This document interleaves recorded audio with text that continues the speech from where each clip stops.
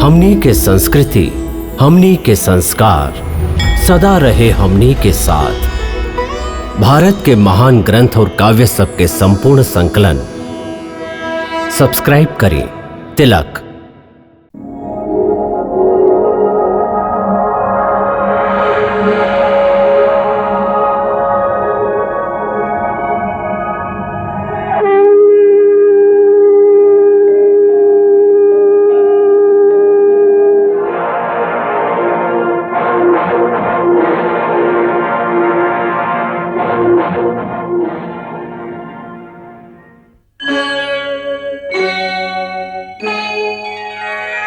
कृष्णा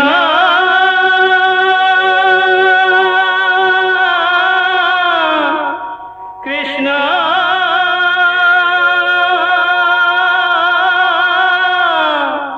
हरे कृष्णा हरे हरे।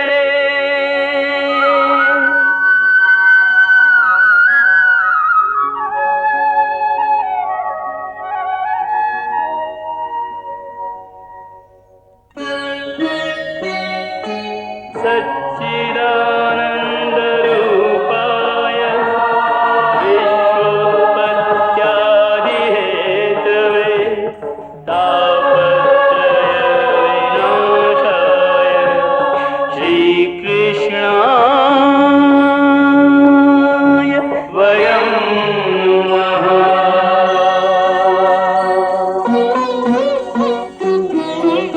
श्रीकृष्ण गोविंद हरे मुरारे, हे नाथ नारायण वासुदेव। हरे कृष्ण राधे राधे कृष्ण कृष्ण हरे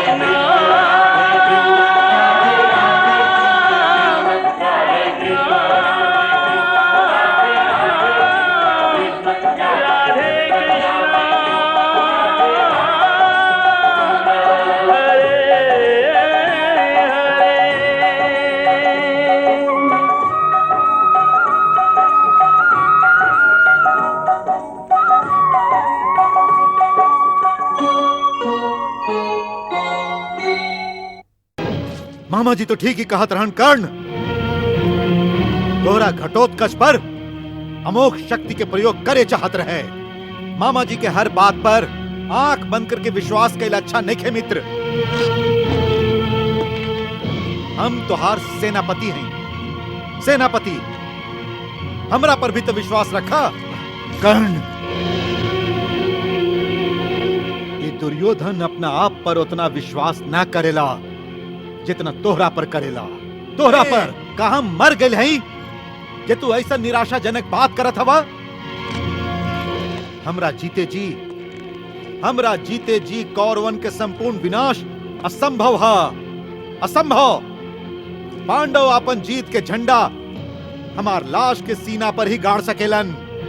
काल तू घटोत्कच पर अमोघ शक्ति के प्रयोग करबा ना मित्र। अमोघ शक्ति के अलावा हमार अस्त्र भंडार में अभी और भी कई शक्ति बा जेकर हम काल प्रयोग करब। बस आज के दिन तू धीरज से काम लिहा और हमरा पर विश्वास रखिया। आज के दिन घटोत्कच के जीवन के अंतिम दिन हा, अंतिम दिन। प्रभु, युद्ध भूमि में हम आपके आज्ञा के पालन ठीक ढंग से कैली ना? हाँ घटोत्कच, तू तो कल्पना से कहीं अधिका अपना पराक्रम के प्रदर्शन कैला। कौरवन में खलबली मचा कर रख देला तू। हम तोहरा से प्रसन्न हैं। बाकी प्रभु, हम प्रसन्न नहीं खी। प्रसन्न नहीं खा? पर काहे? हम आपके आज्ञा अनुसार कर्ण के अमोघ शक्ति के प्रयोग खातिर विवश करके आत्म बलिदान न कर सकली। कर्ण के अमोघ शक्ति से वंचित कैले बिना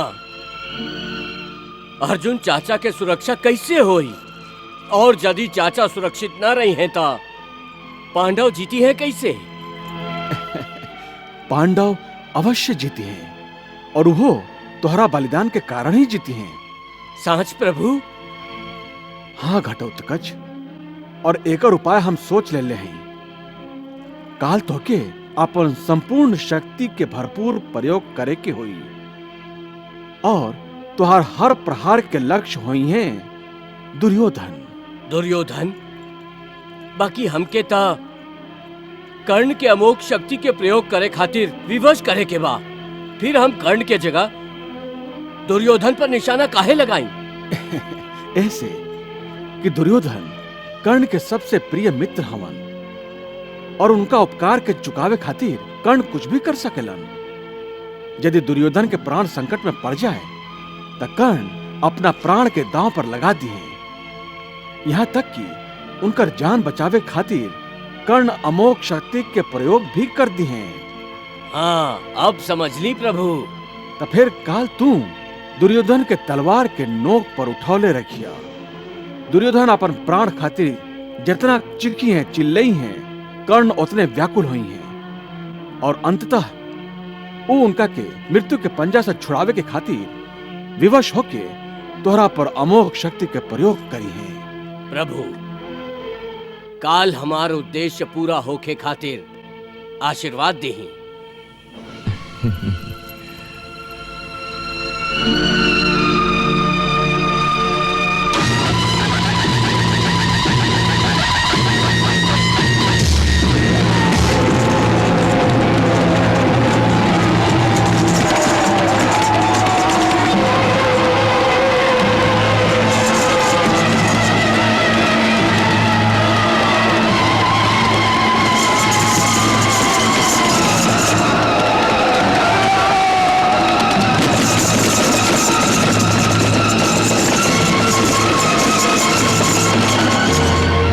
मामा जी, आश्चर्य के बात बा, घटोत्कच कहीं दिखाई नहीं के देत। हम आ गई हैं युवराज दुर्योधन, हम आ गई हैं। तो क्या हमार प्रतीक्षा रहे ना? हम आ गईली।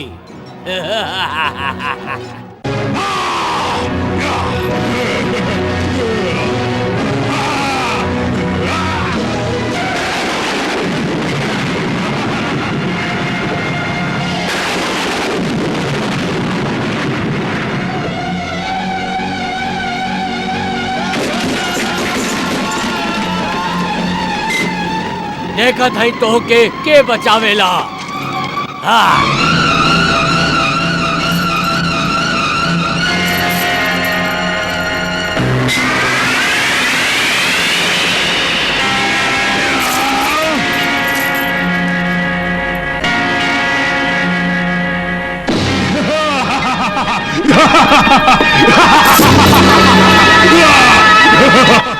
सारथी, हमारा रथ दुर्योधन की तरफ ले चला। चला।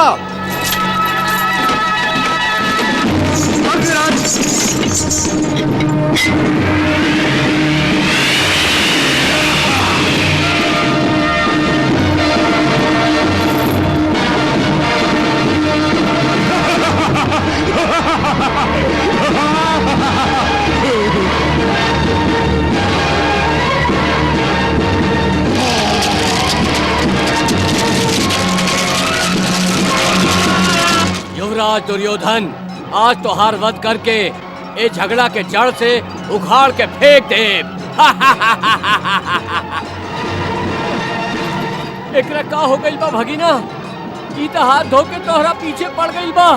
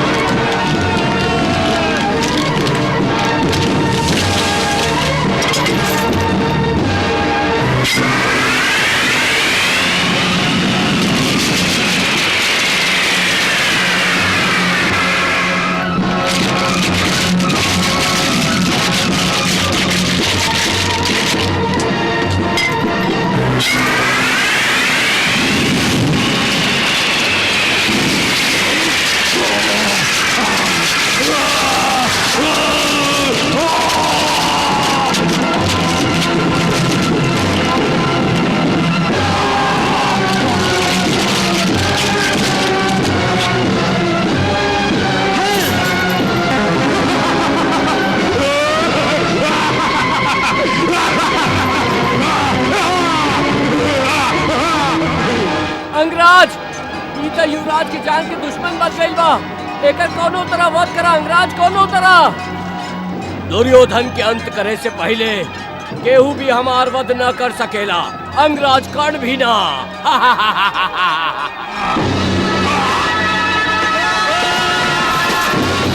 भैया, लागत आज महाबली घटोत्कच युद्ध के निर्णय करके ही लौटी हैं। आज कौरवन के पूरा विनाश निश्चित बा। तो ठीक कहा था वह नकुल, कहा कि हमार बेटा घटोत्कच पर प्रतिबंध लगावल कौरवन के वश के बात नहीं थे।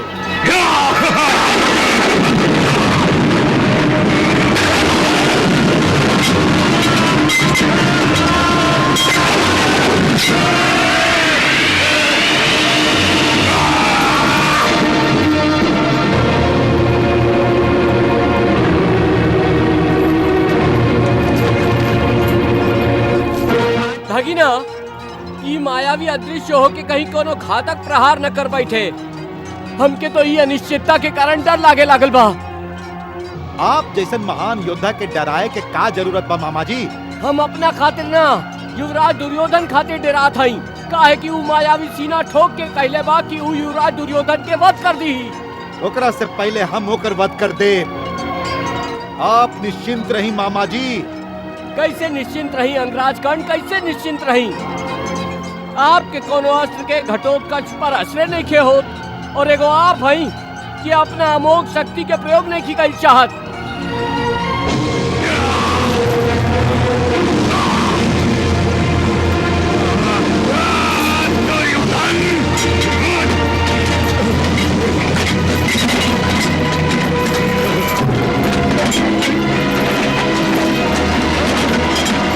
अंगराज, ई का हो रहल बा? अंगराज, ई का हो रहल बा?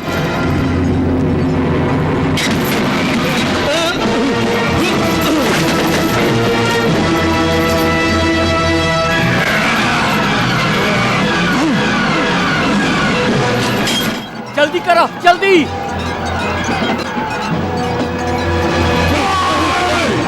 हमके बचावा, हमके बचावा, हमके बचावा।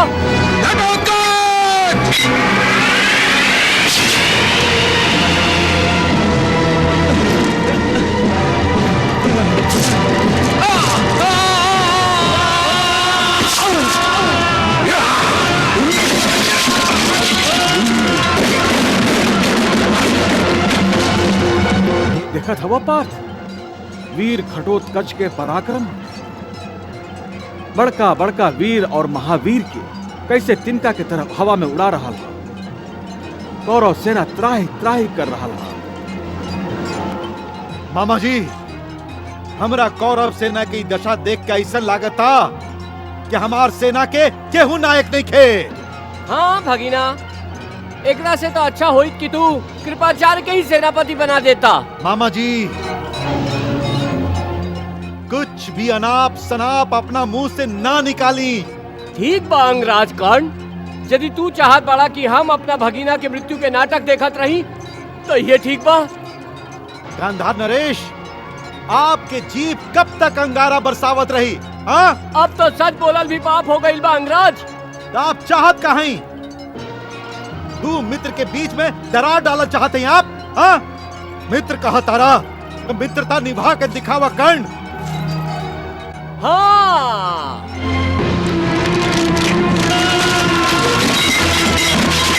हम का करी आखिर? अपना अमोघ शक्ति के प्रयोग करा अंगराज, अमोघ शक्ति के प्रयोग। हाँ, मामा जी ठीक कहा था। अमोघ शक्ति के प्रयोग हम जरूर करब। बाकी कब? हमार मृत्यु के बाद?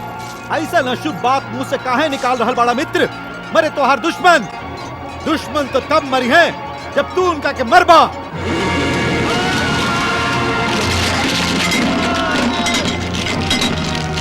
हे केशव, आज रणभूमि में घटोत्कच के युद्ध कुशलता के देख के ओकर वीरता के प्रणाम करे के मन करता।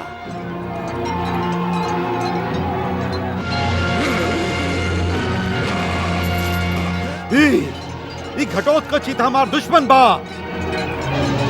ये हमार जान पर आ गइल बा, और फिर भी तू ओकरा पर अमोघ शक्ति के प्रयोग कइल नहीं चाहत। तो फिर हम अर्जुन के वध कैसे करब?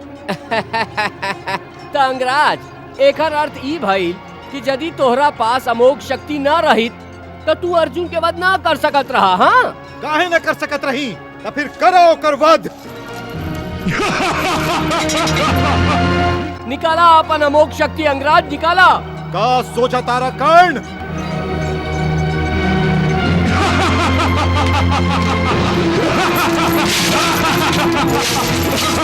आवत है दुर्योधन, हम आवत है। देखत है हम तोहरा के बचावता।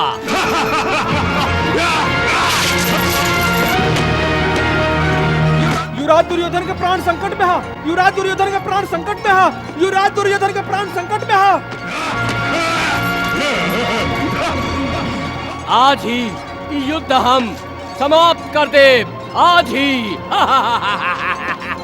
अंगराज, घटोत्कच आ रहल बा। ओकरा अब तोहरा सिवा केहू नहीं के रोक सकत और तू ओकरा के रोकल नहीं चाहत। ऊ हमरा के मारल चाहता ना, तो मार लेबे दा हमरा के, कर लेबे दा हमार वध। बाकी हम कौनो कायर के तरह ना मरब। हम घटोत्कच से युद्ध करब, युद्ध। और कर्ण, तू हमार लाश पे खड़ा होके अपन अंतिम इच्छा पूरा कर लिहा। हाँ कर्ण, हाँ, तू हमार लाश पे खड़ा होके अर्जुन पर अमोघ शक्ति के प्रयोग करिहा। हम जात हई। रुक जा युवराज, हम तो के मौत के मुंह में ना जाए दे। तो फिर निकाला अपन अमोघ शक्ति के, निकालो। निकाला अपन अमोघ शक्ति अंगराज, निकाला। परम मित्र, निकाला।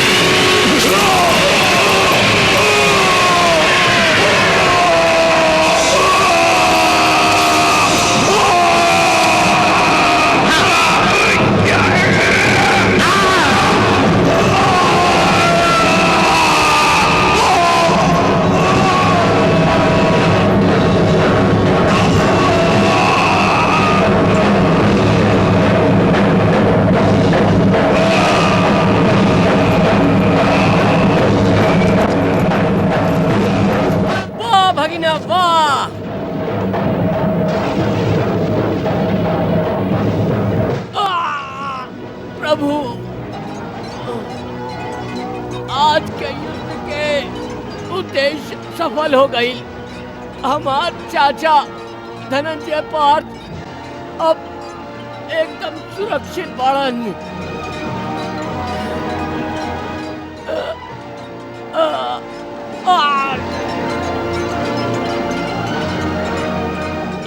हमार अंतिम प्रणाम स्वीकार करी प्रभु।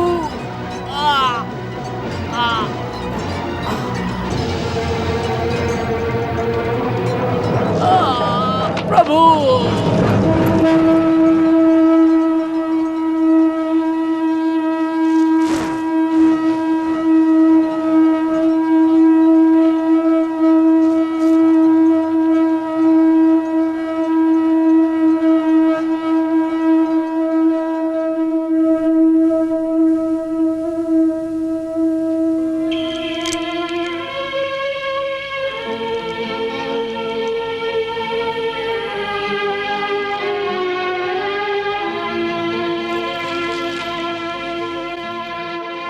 वासुदेव, आप दिया तो जरा दिले हैं, पर वो अंधारा कैसे दूर होई जे हम लोग के कुल दीपक के बुता गईला से हम लोग के मन में फैल गईल बा।